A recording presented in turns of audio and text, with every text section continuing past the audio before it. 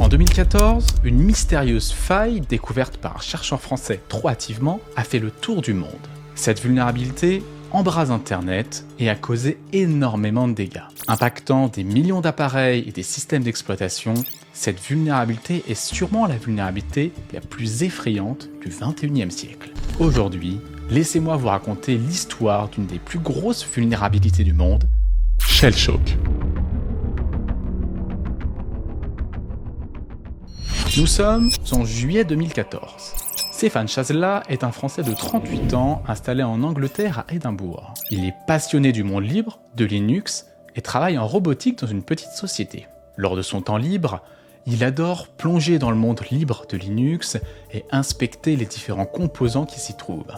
Durant ses recherches, il tombe sur un composant particulier qui va attirer son attention. Ce composant est mal codé et il arrive à en prendre le contrôle et à lui faire exécuter n'importe quelle de ses commandes. Il le détourne de son usage principal pour l'utiliser. Cette utilisation n'est pas normale, c'est ce qu'on appelle une vulnérabilité. Stéphane, sans le savoir, vient de découvrir actuellement une des plus grosses vulnérabilités du monde. Mais pas de panique, cette vulnérabilité est trop faible et n'est pas facilement exploitable, elle nécessite trop de prérequis. Stéphane ne s'arrête pas là, et il continue de creuser. Il va inspecter le code source de Bash. Bash est l'interpréteur de commandes sous la majorité des distributions Linux. Il a été développé en 1988 aux États-Unis. Toujours dans la continuité de ses recherches, Stéphane va analyser le code de Bash et va découvrir une vulnérabilité similaire à celle qu'il a découverte précédemment. Cette fois-ci, cette vulnérabilité est bien plus facile à exploiter. Il s'agit d'une injection de commande système. Une injection de commande système permet de compromettre le système hébergeant une application ou un logiciel. Elle permet dans certains cas d'accéder à des données sensibles ou de permettre à un attaquant d'augmenter ses privilèges sur la cible. Dans tous les cas, cette vulnérabilité est critique et c'est souvent une des vulnérabilités les plus recherchées par les attaquants ou par les pentesters comme moi. Cette fois-ci, la vulnérabilité est très facilement exploitable. Stéphane est très content, mais il ne veut pas que cette vulnérabilité tombe entre de mauvaises mains. Il va donc contacter quelques sociétés américaines triées sur le volet et une entreprise française pour traiter ce problème. 2 semaines après, un correctif sort. Stéphane, le chercheur, suggère un nom de vulnérabilité appelé Bashdor. D'autres personnes sur Twitter vont plutôt lui suggérer le nouveau nom, Shellshock. Il recevra un numéro de CVE pour sa vulnérabilité, la CVE 2014-62-71. Stéphane, tout content, s'empresse de parler de cette vulnérabilité sur les réseaux sociaux. Il se dit que le patch est public et que du coup maintenant il peut en parler. C'est là que Stéphane va mettre le feu aux poudres. Le 24 septembre 2014, la CVE est publiée et le correctif est disponible. Le jour même, la communauté pointe l'insuffisance du patch et une nouvelle vulnérabilité sort. Durant les prochains jours, de nouveaux correctifs vont sortir avec de nouvelles vulnérabilités, aggravant encore plus la situation. Stéphane est un peu désemparé. Le 27 septembre, un nouveau correctif sort pour une vulnérabilité du même type que Shellshock trouvée par un autre chercheur. Malheureusement, l'annonce de ces vulnérabilités et de ces rebondissements déclenche un boom médiatique. De nombreux attaquants s'empressent d'utiliser cette vulnérabilité pour commettre des actions malveillantes sur la planète. Parmi ces actions malveillantes, on retrouve des scans actifs, le développement d'un vers ou encore le développement de botnets qui utiliseront cette vulnérabilité. Shellshock est une vulnérabilité de type wormable, c'est-à-dire qu'elle peut s'auto-propager automatiquement. De nombreux programmes malicieux voient le jour et tentent de s'auto-propager à travers le monde en utilisant cette vulnérabilité. Linux est présent sur presque 70% des serveurs exposés sur Internet. Bash est présent sur la très grande majorité d'autres. La divulgation trop rapide du patch et de la vulnérabilité n'a pas laissé suffisamment de temps aux gens pour corriger leur système. Il est très difficile de dire le nombre précis de victimes de Shellshock. On pourrait tabler aux alentours d'1 million en comptant le nombre de services de systèmes d'exploitation exposés sur Internet. La majorité des services utilisés dans le monde sont vulnérables, on y retrouve SSH, FTP, certains services web avec CGI Bean, ou encore Exim, ou encore plein d'autres services qui utilisent Bash. Maintenant, je vous propose de rentrer en détail sur cette vulnérabilité. Pourquoi est-elle aussi critique ? Vous allez voir, la vulnérabilité est très sadique car elle est très facile à comprendre comme très facile à exploiter. Bash est aussi un système de programmation. Vous pouvez programmer avec Bash, faire des conditions, des boucles, comme plein d'autres systèmes de programmation, PHP, Ruby, Node, etc. En Bash, vous avez la possibilité de déclarer des fonctions. Une fonction va être un ensemble d'instructions que vous allez pouvoir rappeler à d'autres moments. Regardez l'exemple suivant. J'ai créé un script Bash qui appelle une fonction maFonction. Cette fonction maFonction va faire le code echo hello world. Echo hello world signifie d'afficher hello world dans la console. Une fois que j'ai défini ma fonction, je l'appelle en écrivant maFonction juste en dessous. Quand j'exécute le programme, on voit bien que hello world est affiché. Maintenant, allons plus loin. Que se passe-t-il si je transforme cette fonction-là en une seule ligne? Et que se passe-t-il si je demande d'exporter cette fonction-là dans une variable d'environnement? Pour ce faire, je vais utiliser la commande env, suivie de ma fonction que j'ai compressée en une seule ligne. Après avoir enregistré ma fonction dans une variable d'environnement, je vais appeler un deuxième processus bash pour appeler ma fonction. Vous voyez que quand j'exécute ça, on retrouve toujours hello world dans ma console. Souvenez-vous, la vulnérabilité shellshock est une injection de commande. Que se passe-t-il si je mets un point-virgule après la déclaration de ma fonction et de nouvelles instructions? Eh bien, vous venez de découvrir shellshock. Dans cet exemple, je rajoute un point-virgule et un echo shellshock pour prouver la présence de la vulnérabilité ici. Une fois que j'exécute ça, je vois bien la string hello world et la string shellshock. Je viens d'exploiter cette vulnérabilité. Maintenant, allons plus loin et nous n'avons même plus besoin du nom de la fonction. Je vais supprimer du coup ma fonction et remplacer par un 2 points, et je vais remplacer l'appel de ma fonction par true qui signifie juste faire quelque chose en bash. Si vous regardez maintenant ce code, vous voyez qu'il n'y a plus que le code malveillant de shellshock. Maintenant que j'exécute cette commande, je vais juste avoir le shellshock qui va apparaître sur ma console, qui signifie que j'ai réussi à exécuter des commandes à travers cette vulnérabilité. Mais vous allez me dire, je peux exécuter du code, super. Mais en quoi ça m'avance et en quoi ceci est une vulnérabilité critique qui fait peur à tout le monde?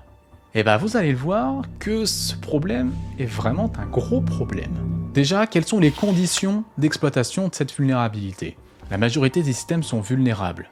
Par exemple, si binsh pointe vers bash, vous êtes vulnérable. Si par exemple vous n'avez pas SE Linux de configurer sur votre machine, vous êtes vulnérable. Si par exemple vous n'avez pas de WAF ou n'avez pas de système filtrant, vous êtes aussi vulnérable. Par contre, comme certains le disaient, une grande majorité des IoT ne sont pas vulnérables parce qu'ils utilisent BusyBox et non pas Bash, ce qui les rend invulnérables à shellshock, vu que shellshock ne concerne que Bash. Du coup, pour résumer, shellshock permet d'exécuter des commandes quand vous créez une variable d'environnement. Vous allez me dire que ce type de prérequis est important et que ce n'est très difficilement exploitable dans la vraie vie. Détrompez-vous. Connaissez-vous CGI, Command Interface Gateway? Ce mécanisme permet, au lieu d'afficher un fichier particulier sur un serveur web, d'exécuter un script système. Il est souvent accessible à la racine CGI/bin. CGI bin / le nom du script CGI que vous voulez utiliser. Ce mécanisme est assez vieux et périmé, on ne l'utilise plus vraiment maintenant, mais était très utilisé dans les années 2000. Il permet surtout de faire une interface pour les serveurs HTTP et de communiquer avec un service à l'intérieur du serveur qui va exécuter des commandes système ou des scripts système. La plupart du temps, les scripts sont codés en Perl, mais vous pouvez très bien les coder en Ruby ou dans d'autres types de langages que vous le souhaitez. Cela permet d'être malléable et d'avoir un site web dynamique dans certaines conditions. Bon, je suis d'accord, avec PHP, vous pouvez faire pareil. Bon, je suis pas un expert CGI, si certaines personnes veulent expliquer un peu plus en détail le CGI, l'espace commentaire est là pour vous. Mais du coup, quel est le rapport entre CGI et shellshock? Eh bien, imaginons que je suis sur une application web utilisant le CGI. Quand je vais communiquer avec cette application, je vais envoyer une requête HTTP contenant des entêtes. Un de mes entêtes s'appelle le User Agent. Le User Agent permet de déterminer quel est le navigateur utilisé par la personne qui visite le site web. Le CGI, une fois qu'il a reçu ma requête, va créer une variable d'environnement User Agent avec le contenu du User Agent que je lui ai envoyé. Est-ce que vous voyez le problème? Si le CGI crée une variable d'environnement, je vais pouvoir exploiter mon injection de commande dans cette variable d'environnement. C'est ici que shellshock prend son sens. Regardez la commande suivante. Je fais un curl. J'utilise un outil curl qui permet de simuler une requête HTTP GET en ligne de commande Linux. Ici, je requête l'URL vulnérable de mon CGI avec comme valeur de mon user agent shellshock. Et vous voyez que cette commande permet d'afficher le fichier etc_passwd. Le fichier etc_passwd est le fichier générique qu'on retrouve sur la majorité des distributions Linux qui référence tous les noms d'utilisateurs présents sur les machines. Par exemple, dans mon fichier etc_passwd à moi, on retrouvera le nom TRN qui correspond à mon nom d'utilisateur sur ma machine. On retrouve aussi root qui est l'utilisateur le plus privilégié. Maintenant, décortiquons en détail ce que a fait cette commande curl. Ok, j'ai réussi à exploiter Shellshock, mais que s'est-il passé? La première étape est que j'ai envoyé une requête HTTP GET à mon CGI Bean. Il l'a récupéré, il a récupéré la valeur de mon user agent, il a déclaré une variable d'environnement. Or, cette variable d'environnement user agent est mauvaise, ou en tout cas est infectée par Shellshock par mon injection de commande. Lorsque la variable d'environnement est créée, ma commande est exécutée. Ici, ma commande cat etc passwd. Vu que la commande cat etc passwd est déclenchée, elle est affichée dans le rendu du script. Le rendu du script va donc ensuite être affiché par le serveur web, et c'est pour cela que je peux voir le fichier etc passwd de la machine victime. Petit démo rapide sur un serveur web. J'ai pool une image Docker avec Docker Pool. J'ai ensuite lancé cette image vulnérable à Shellshock avec un Docker Run pour lancer ce conteneur. J'ai récupéré l'IP et je l'ai mis dans mon navigateur. Comme vous le voyez, j'arrive bien à accéder au service web vulnérable.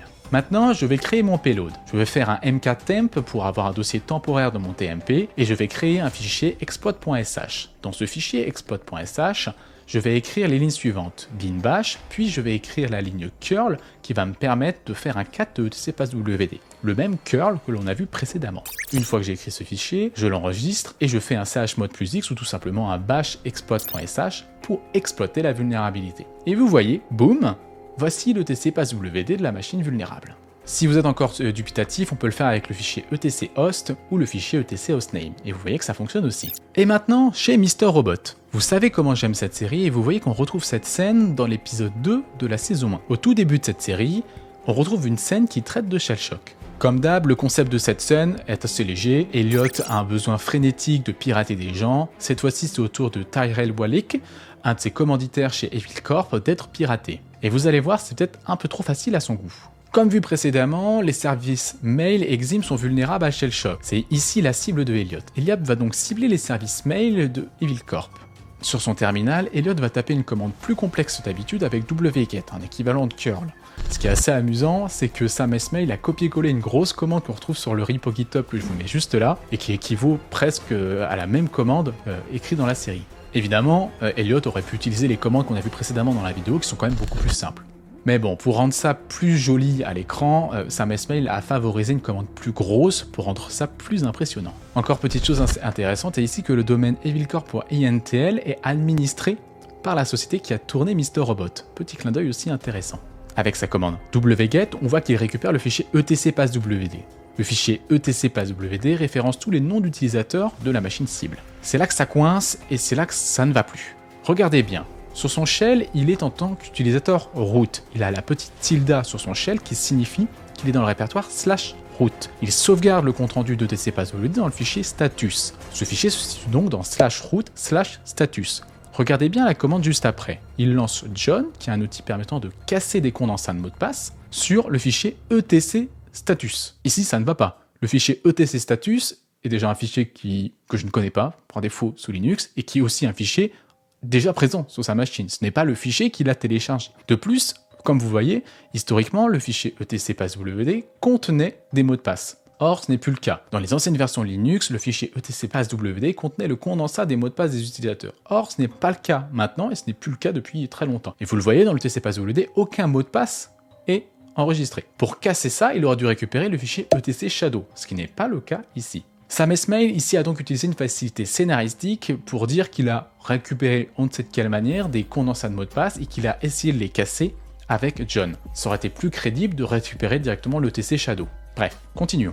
Il fait tomber le mot de passe Olofsson66. Ici, petit clin d'œil intéressant. Clark Olofsson est un criminel suédois. Clark a à peu près le même tempérament que Tyrell. Je trouve ça assez intéressant d'avoir un petit clin d'œil à ce moment-là pour ce comportement. Vous allez voir que plus tard dans la série, Elliot mentionne ici que Olofsson est le nom de famille de sa femme, ou le prénom de sa femme, je ne sais plus. En tout cas, vous allez voir que ça colle parfaitement à l'histoire de couple qui va se passer avec Tyrell et sa femme. Ce sont de vrais bandits. Enfin, il va se connecter avec Iceweasel, un ancien concurrent de Firefox, à la webmail de Evil Corp. Donc il note l'email corporate de Tyrell et le mot de passe qu'il vient de récupérer. Ensuite, je vous laisse constater des petits emails croustillants. J'ai rien trouvé de très marrant, mais on retrouve des emails plausibles pour un compte professionnel.